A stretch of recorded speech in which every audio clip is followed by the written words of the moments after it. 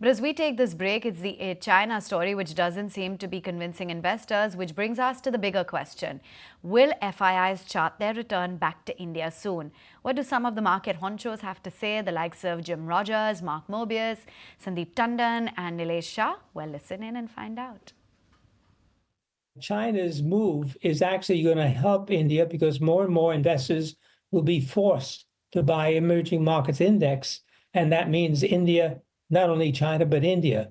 So India looks like it's in pretty good shape. We'll be favoring India and Taiwan. Of course, Taiwan benefits from an upturn in China because there's a lot of trade between Taiwan and China. Going forward in our portfolios, India will still be much bigger than China.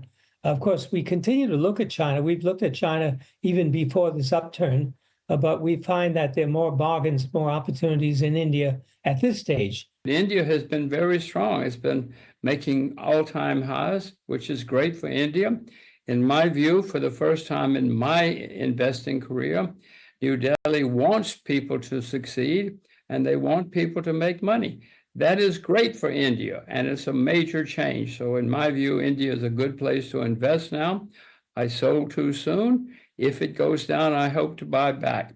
I still have my Chinese shares. I have not sold any Chinese shares, and I continue to look for more. It may be too late now, but China's market is still depressed compared to most world stock markets. If I look at China versus India, let's talk about scenario. If I look at for, let's say, a few decadal perspective, I think it's India decade. But even if I look at from longer term perspective, I think people have burned their hands badly in China. I think in long term, money will not shift. Now, question comes from the near term and the medium term perspective. Yes, the market has beaten down significantly. The first time they have showcased that they care actually about the market. So money has shifted. And money can shift even in the near-term perspective. In portfolio investors going to allocate out of India to China.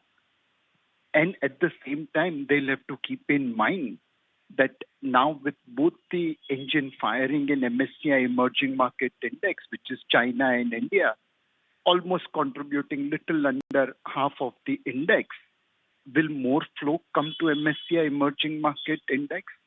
And if it is a passive flow, then some of it will come to India. So one factor to watch out will be flows from the foreign institutional investors. And the second thing obviously will be earnings. If you like this video, then like, share and subscribe to ET Now.